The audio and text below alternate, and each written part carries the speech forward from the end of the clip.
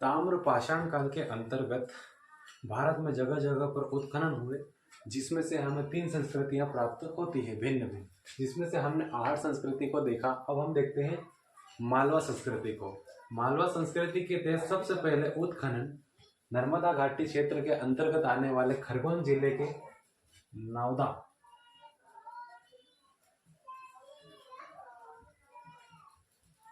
नावदा टोली में उत्खनन किया गया। यह नर्मदा घाटी का सबसे महत्वपूर्ण शहर था। नर्मदा घाटी क्षेत्र का सबसे महत्वपूर्ण उत्खनन क्षेत्र था। इसका उत्खनन एच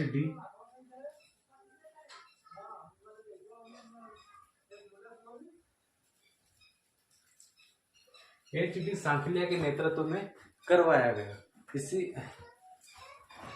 इसमें हमें कई चीजें प्राप्त हुई। नावदा टोली के साथ ही महेश्वर से भी हमें ताम्रपाषाण कालीन संस्कृति के कई उपकरण प्राप्त हुए हैं। ताम्रपाषाण कालीन संस्कृति के उपकरणों में जगह जगह से प्राप्त हुए, लेकिन प्रत्येक जगह की अपनी एक अलग विशेषताएं दिखाते हैं। इसी के साथ में नावदा टोली और महेश्वर, यह दोनों क्षेत्र नर्मदा घाटी क्षेत्र के अंतर्गत आते हैं, इसीलिए इसे नावदा टोली के साथ ही नर्मदा घाटी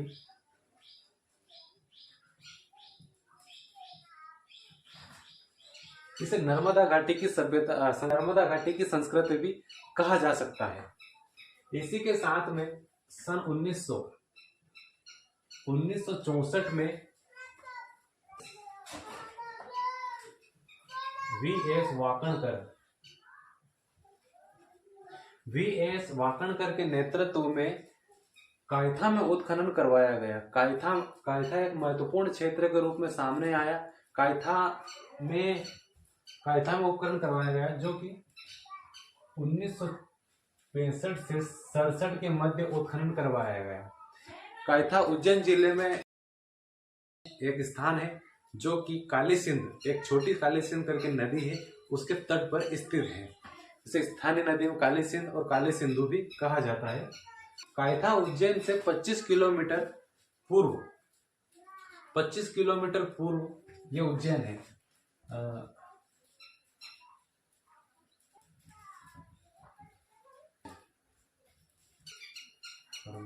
इसके अंतर्गत महेश्वर और नावदा टोली।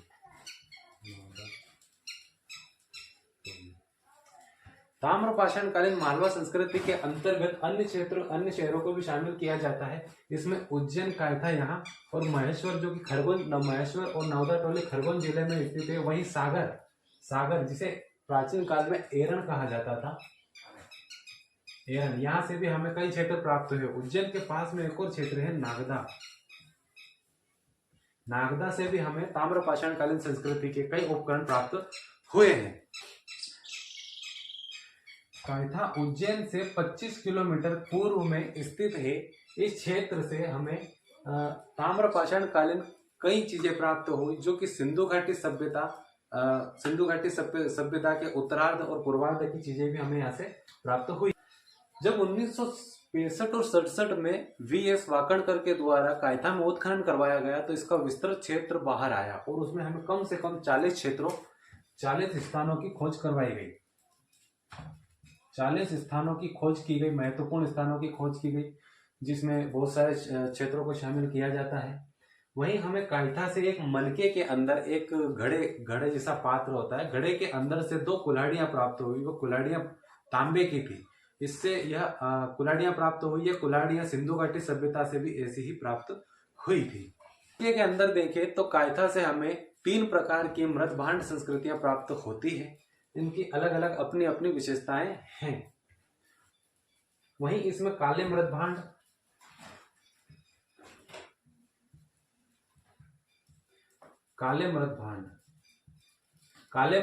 पर सफेद रंग की नक्काशी किए हुए मृदभांड भी हमें यहाँ से प्राप्त हुए हैं।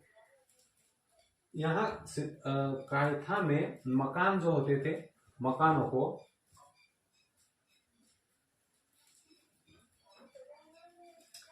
कायथा में कच्चे मकानों का निर्माण किया गया था और यहाँ इनकी जो दीवारें थी वो बल्लियों को लीप और पोत कर, मिट्टी से बल्लियों को लीप पोत कर बनाई जाती थी। और इनकी छत जो होती थी, ये छत्र जो होता था, इस छत्र को घास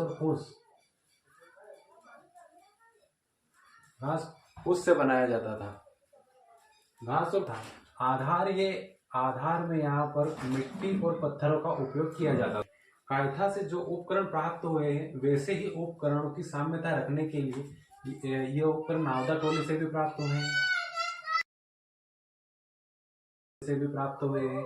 कायथा में जो उपकरण प्राप्त हुए हैं, वह उपकरण हमें कहीं ऐसे ही उपकरण हमें आहड़ संस्कृति, राजस्थान की आहड़ संस्कृति से भी प्राप्त हुए हैं। लेकिन राजस्थान की आहड़ संस्कृति से प्राप्त हुए उपकरण और कायथा से जो प्राप्त हुए उपकरणों में कुछ भिन्नता है। इसलिए इन दोनों को साम्य कहते हुए भी यह कह सकते हैं कि इन दोनों में काफी अंतर। कायथा संस्कृति का कालखंड 2000। कायथा संस्कृति का कालखंड 2000 मालवा संस्कृति के तहत 1700 ईसा पूर्व माना गया है। लेकिन कार्बन सी प्लस 14 विधि के तहत इसका कालखंड 1700 से 1500 माना गया। कायथा के लोग मुख्यतः ग्रामीण थे।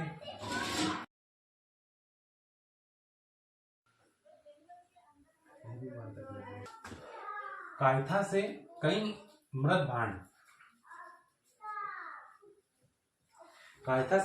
भांड और उपकरण प्राप्त हुए, जिनकी अपनी अपनी विशेषताएं थी। और इन अपनी अपनी विशेषताओं के कारण ही कायथा एक अपना अलग स्थान रखता है। कायथा से जो उपकरण प्राप्त हुए वह नवपाषाण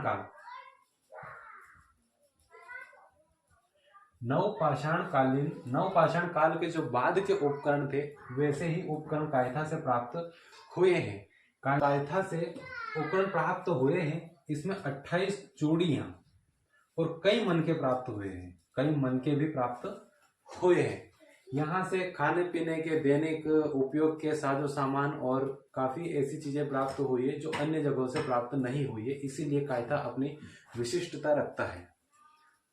वही मालवा संस्कृति के अंतर्गत बात करते हैं अन्य क्षेत्र नावदा टोली की।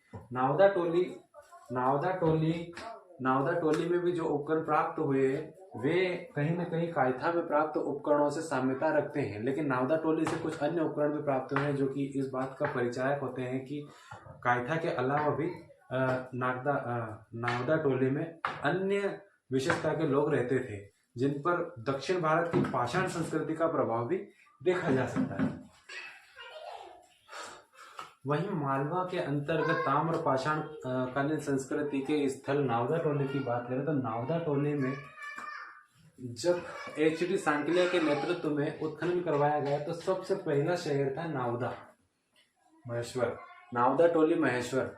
इसके अंतर्गत 2 शहर शामिल किए जाते हैं, एक तो नावदा टोली और एक है महेश्वर। यह दोनों ही क्षेत्र नर्मदा घाटी क्षेत्र के स्थान है। इसीलिए इस संस्कृति को नावदा टोली के साथ साथ ही इसे नर्मदा घाटी की संस्कृति भी कह सकते हैं। कायथा और नावदा टोली दोनों ही जगहों पर कृषि उपलब्ध थी। यहाँ के लोग कृषि करते थे और कृषि के अंतर्गत जो गेहूं, मटर, उड़द,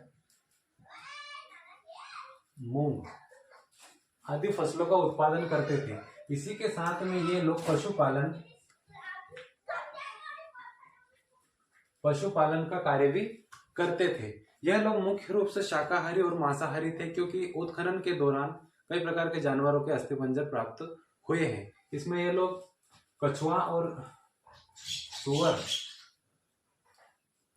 सूअर का शिकार करते थे और कछुए के अस्थिपंजर भी यहाँ से प्राप्त हुए हैं। मकानों को बनाने के लिए वैसे ही साधनों का प्रयोग किया जाता था जैसे कि अन्य सभ्यताओं में किया जाता है। जैसे कि बल्लियों के द्वारा दीवारें खड़ी की जाती थी और उनको मिट्टी के द्वारा लेप छाप दिया जाता था और उनके छत को घास फूस से बनाया जाता था। वैसे ही यहाँ पर भी मकानों का निर्माण किया जाता था। भारतीय पुरातत्व